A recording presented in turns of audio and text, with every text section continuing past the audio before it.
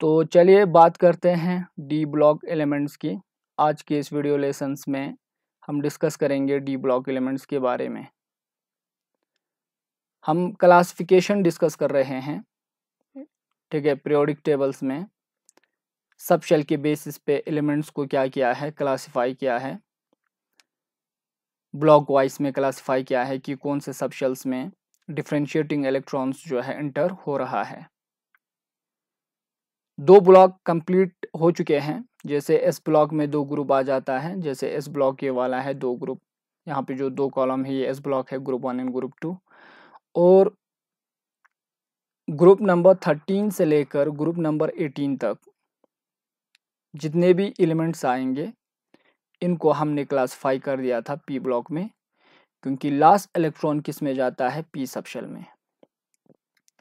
अब इसी तरह आज जो नया ब्लॉक हम स्टडी करेंगे वो है D block elements. D block elements, D block elements नाम से ही पता चलता है लास्ट डिफरेंशिएटिंग इलेक्ट्रॉन्स जो है डी ब्लॉक में क्या होता है, डी सबशेल्स में इंटर होता है। तो इसीलिए इनको क्या क्या कहा है हमने, डी ब्लॉक एलिमेंट्स।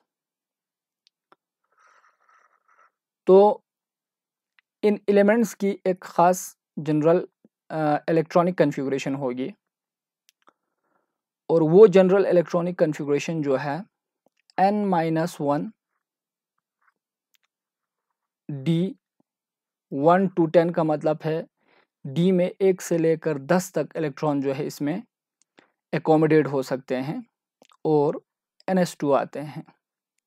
बिल्कुल भी कंफ्यूज नहीं होना है। This is the general electronic configuration, ठीक है। जनरल इलेक्ट्रॉनिक कन्फिगरेशन मैं यहाँ पे लिखूंगा GEC। This is the general electronic configuration of D block elements. अब इसका मतलब क्या है, n-1 डी 1 to 10 ns2 का मतलब क्या है, ठीक। इसका मतलब है बेटा यहाँ पे जो ns2 का वैल्यू है, ठीक है, ns2 में n की वैल्यू 4 से स्टार्ट होगी, 4, 5, 6, 7 एंड सो ऑन। और अगर आपको ns2 का वैल्यू यहाँ पे अगर आपको पता चलता है तो यहाँ पे डी में n की वैल्यू क्या होगी वो आप डिसाइड कर सकते हैं। डायरेक्ट ns2 में जो n की वैल्यू आप प्लेस करते हैं उसमें से एक को घटाना है, वो होगी d की वैल्यू, ठीक है। चलिए एग्जाम्पल से हम समझ लेते हैं, ठीक है। एग्जाम्पल देखो, मान लेते हैं अगर आप ns2 में n की वैल्यू 4 प्लेस करते हैं, ठीक है। ns2 में जो n की वैल्यू है वो 4 है, तो n-1 डी का वैल्यू क्या हो जाएंगी, तो यहाँ पर आएगी 4s2, क्योंकि ns2 में n की वैल्यू 4 रखा, तो 4 में से एक को घटाओ तो कितना रहा 3, तो यहाँ पे आएंगे 3d 1 to 10। इसका मतलब ये होता है, ठीक। अब यहाँ पे खास बात क्या है, देखो ये तो हमको पता चल गया। अगर मैं यहाँ पे 5 लिखूँ तो यहाँ पे हो जाएंगे 5s2 और यहाँ पे हो जाएंगे 4d, ठीक। इस तरीके से आप इसको लिख सकते हैं। अब यहाँ पे ये जो n-1 डी 1 to 10 है, ठीक है, इसको हम कहते हैं पेन अल्टीमेट एनर्जी लेवल। मैं यहाँ पे लिख देता हूँ फिर से, n-1 जो हमने 1 to 10 लिखा जनरल इलेक्ट्रॉनिक कन्फिगरेशन में ns2, इस यानी कि ns2 जो है ये ns2 जो है ये इसी यानी कि से फॉर एग्जांपल डी ब्लॉक में आउटर मोस्ट एनर्जी लेवल है, outermost energy level, energy level, या आउटर मोस्ट आप क्या कह सकते हैं, आउटर मोस्ट शेल भी आप कह सकते हैं। ध्यान से देखो मैं क्या कह रहा हूँ। ns2 को हमने क्या कहा, आउटर मोस्ट एनर्जी लेवल, और ये जो n-1 डी 1 to 10 इलेक्ट्रॉन जिसमें 10 तक इलेक्ट्रॉन जा रहा है, इसको हम कहते हैं inner energy level, inner energy level, energy level या इनर शेल भी आप कह सकते हैं, या और एनर्जी लेवल, ध्यान से देखो, energy level next to outermost shell, outermost energy level या आउटर मोस्ट शेल भी आप कह सकते हैं, शेल को हम एनर्जी लेवल कहते हैं। n-1d को मैंने क्या कहा, n-1d को कहा इनर एनर्जी लेवल या energy level next to outermost energy level. और इसी को एक ही टर्म में हम क्या बुलाते हैं, इसी को एक ही टर्म में हम कहते हैं penultimate energy level, penultimate energy level. अक्सर बच्चे यहाँ पे कंफ्यूज हो जाते हैं पेन अल्टीमेट एनर्जी लेवल में। पेन अल्टीमेट एनर्जी लेवल या पेन अल्टीमेट शेल भी आप कह सकते हैं, ठीक है। पेन अल्टीमेट शेल और पेन अल्टीमेट एनर्जी लेवल का मतलब होता है आउटर मोस्ट एनर्जी लेवल के नेक्स्ट में, इनर में जो एनर्जी लेवल आता है उसको हम क्या कहेंगे, पेन अल्टीमेट एनर्जी लेवल, ठीक है। तो इसमें बिल्कुल कंफ्यूजन की बात होनी ही नहीं चाहिए। अब यहाँ पे ये तो हमको समझ में आ गया, इस पूरे डी ब्लॉक एलिमेंट्स को, ठीक है, डी ब्लॉक एलिमेंट्स को 4 सीरीज में क्लासिफाई किया है। तो हम यहाँ पे लिख सकते हैं, ठीक, D block elements, D block elements are classified into 4 series, classified into 4 series, 4 series, 4 series में इसको क्लासिफाई किया है।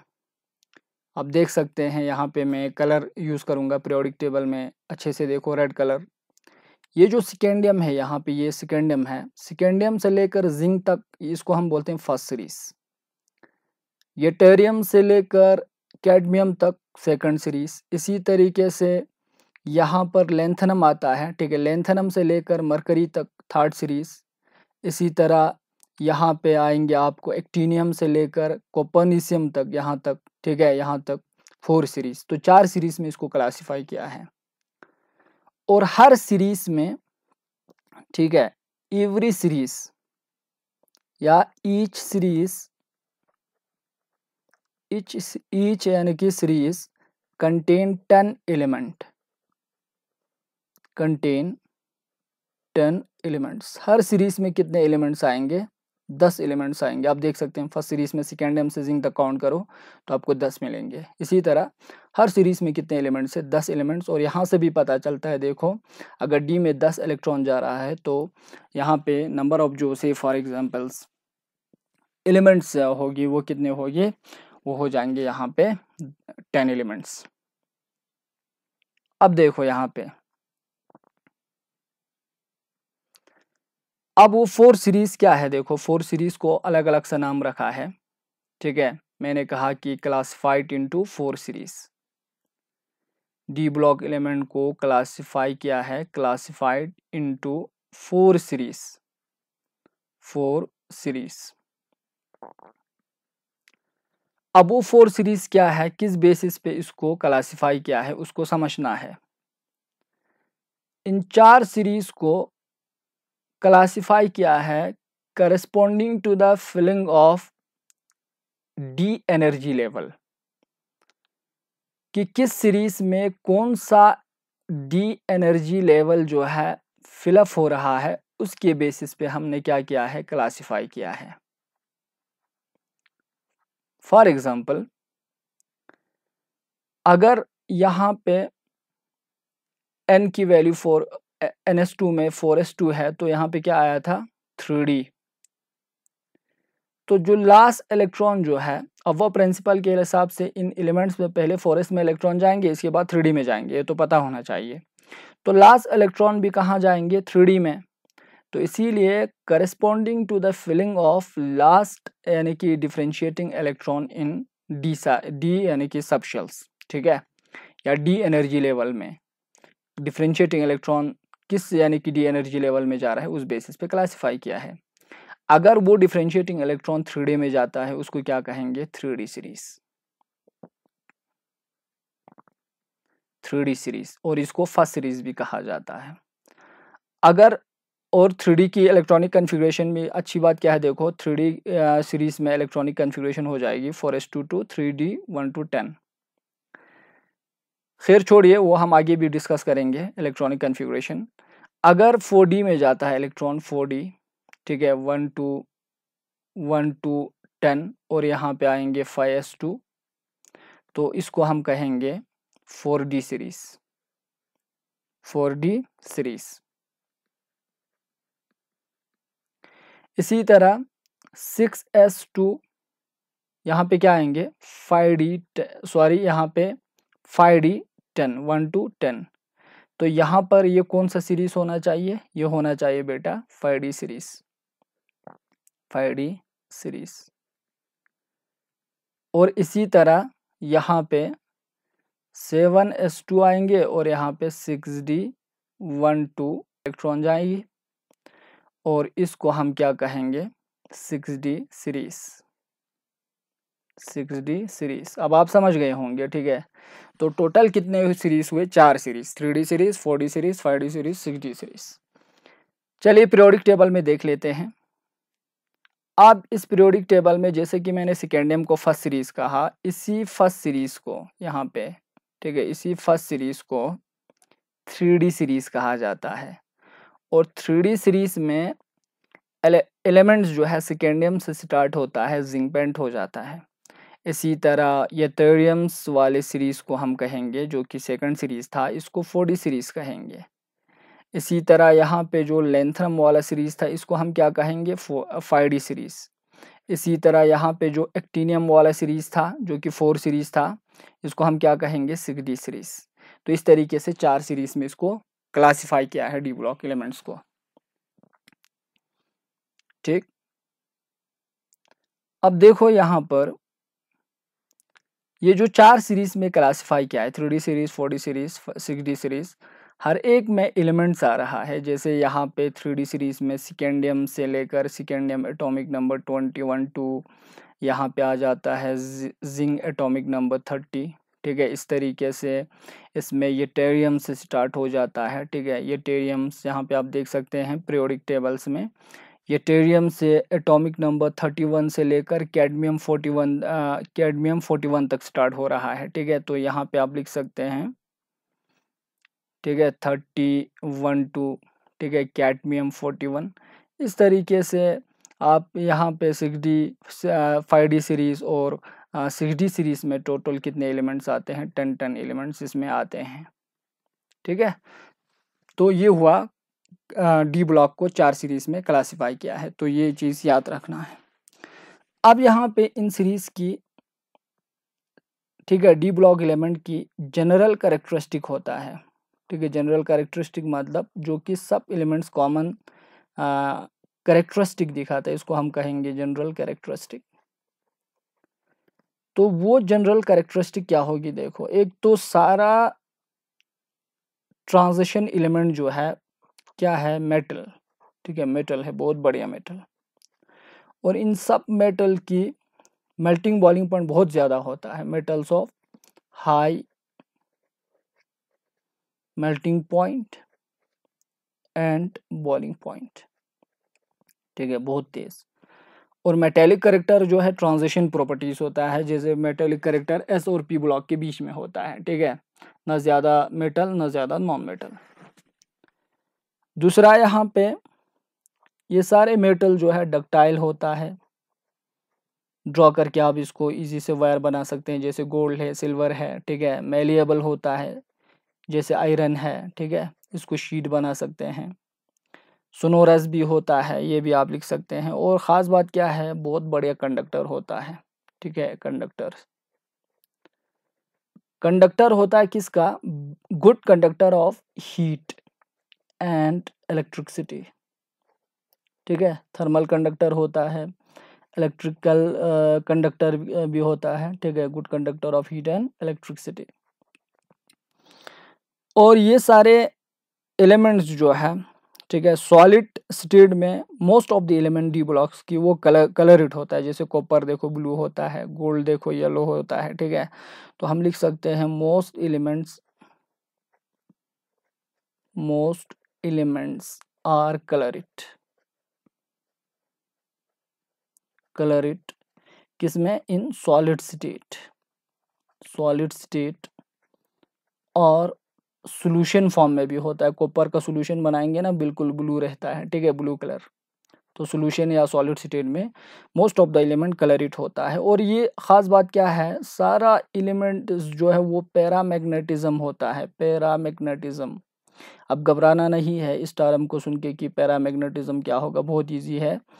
पैरामैग्नेटिज्म मतलब मैग्नेटिक बिहेवियर है ये, ठीक है, मैग्नेटिक बिहेवियर है, एक्सटर्नल अप्लाइड मैग्नेटिक फील्ड में अट्रैक्शन दिखाता है, उसको हम बोलते हैं पैरामैग्नेटिज्म।